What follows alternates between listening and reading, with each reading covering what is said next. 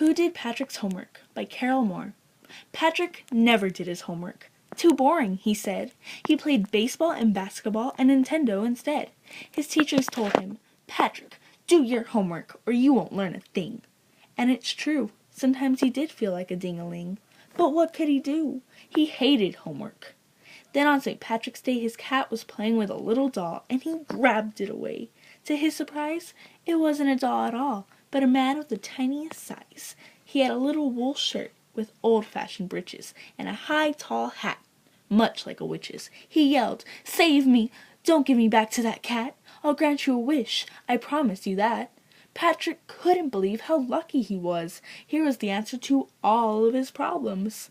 So he said, "Only if you do all my homework till the end of the semester, that's 35 days. If you do a good enough job, I could even get A's." The little man's face wrinkled like a dishcloth thrown in the hamper. He kicked his legs and doubled his fists, and he grimaced and scowled and pursed his lips. "Oh, I am cursed, but I'll do it." And true to his word, that little elf began to do Patrick's homework. Except there was one glitch. The elf didn't always know what to do, and he needed help. Help me, he'd say, and Patrick would have to help, in whatever way. "I don't know this word," the elf squeaked while reading Patrick's homework. "Get me a dictionary. No, what's even better? Look up the word and sound it out by each letter." When it comes to math, Patrick was out of luck. "What are times tables?" the elf shrieked. "We elves never need that.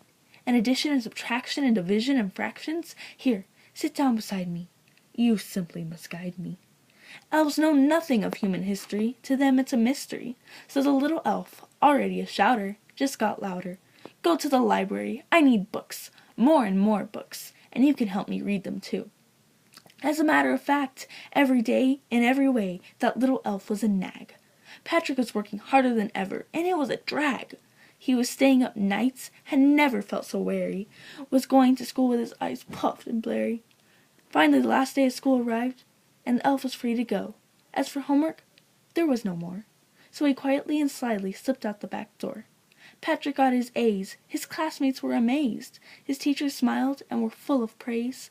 And his parents, they wondered what had happened to Patrick. He was now the model kid. Cleaned his room, did his chores, was cheerful, never rude, like he had developed a whole new attitude.